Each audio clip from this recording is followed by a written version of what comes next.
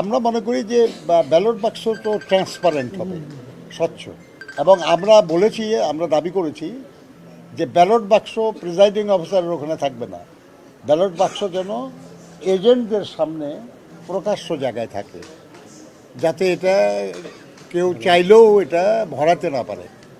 এক, 2 নম্বর হলো, আপনারা জানেন যে প্রত্যেক ব্যালট বাক্সের একটা ইউনিক লকিং সিস্টেম আছে। প্রত্যেক বাক্সে 4টে করে লক, এটা প্রথম 0 দেখানো হবে, তারপরে 4টা লক লাগানো হবে এজেন্টদের সামনে, এবং বাক্স যখন ভোট দিয়ে ভরে যাবে তখন বন্ধ করার জন্য আর একটা লক আছে, সেটা আর একটা ইউনিক নাম্বার। এবং খোলার সময় এগুলোর এক একটা করে তালা, এক একটা করে লক, এগুলো এজেন্টদের সামনে খোলা নিয়ম।